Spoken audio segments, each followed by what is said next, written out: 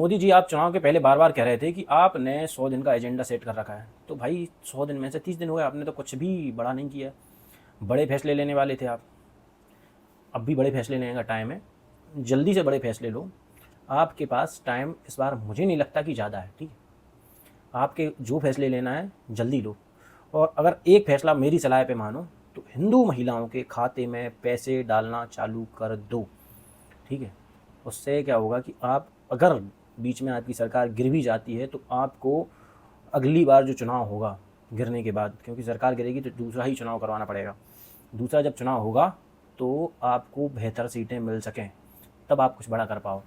आप वैसे बड़ा करना नहीं चाहते हो, मुझे पता है, मैं अच्छे से जानता हूँ आपकी मंशा। और हिंदुओं, आपको इस बात को ध्यान रखना चाहिए कि मोदी जी एक कमज़ोर नेता है।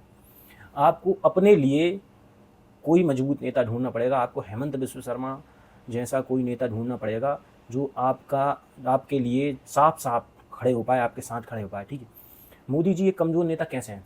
मोदी जी कमज़ोर नेता कैसे हैं कि वो मंदबुद्धि बालक से 63 सीटें हार गए। सोचो, तो मोदी जी को आप किस कैटेगरी में रखोगे? जिस मंदबुद्धि बालक से 63 सीटें हार गए, अगर वो मंदबुद्धि ना होता तो मोदी जी फिर क्या करते आप? फिर तो आप जीरो पे ही आ जाते।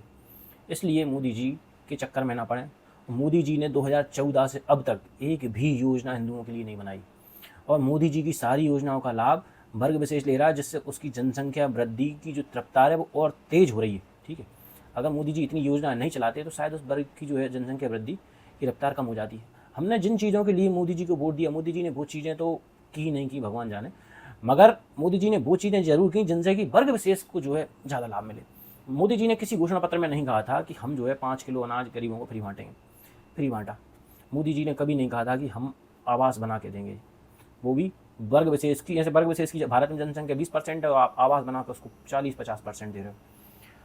मोदी जी, आप जो है बहुत कमज़ोर नेता साबित हुए हो। हिंदू हो, मोदी जी जैसे कमज़ोर नेता आपको नहीं बचा सकते। जो खुद की 63 सीटें ना बचा पाएँ, वो आपको नहीं बचा पाएंगे भाई साहब।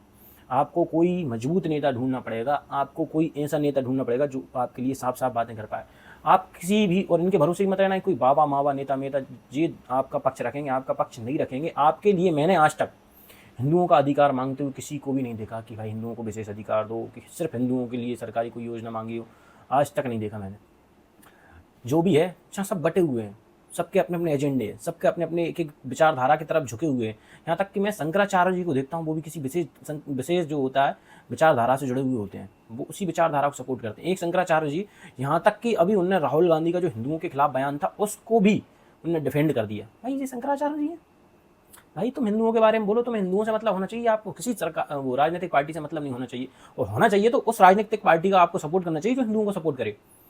खैर अभी तो भारत देश में एक भी पार्टी ऐसी नहीं है जो हिंदुओं का सपोर्ट करे, मगर शंकराचार्य जी, आपको इस बात को सोचना चाहिए कि आप जो है क्या कर रहे हो, किसको सपोर्ट कर रहे हो। नहीं करना चाहिए आपको राहुल गांधी के बयान को बचाव नहीं करना चाहिए। मानते हैं आपके राजनीतिक हित है, अपनी जगह रखो, मगर आपको शंकराचार्य जी, आप हिंदुओं के खिलाफ जो बयान दिया वो कह रहे नहीं नहीं उसका ये मतलब नहीं था, वो ऐसा कहना चाह रहा था। भाई जैसा कहना चाह रहा था आप वो क्यों बता रहे हो? उसने जो कहा आप उसी बात के बारे में बात करो ना। आप तो मतलब वो कहना चाह रहा था। आप धीरेन्द्र कृष्ण शास्त्री के खिलाफ तो बड़े जल्दी आगे खड़े हो गए थे। शंकराचार्य जी, अपने आप में सुधार लेके आइए। मुझे पता है कि शंकराचार्य बनने की प्रक्रिया आज के समय क्या है। आप कोई बहुत बड़े बुद्धिमान आदमी नहीं हो। ठीक है ना, हम हिंदुओं ने आपको चुना, हमने नहीं चुना आपको कि आप हमारे शंकराचार्य बन जाओ। मैं तो ये कह रहा हूँ शंकराचार्य बनने का भी चुनाव होना चाहिए, और हिंदुओं को, सिर्फ हिंदुओं को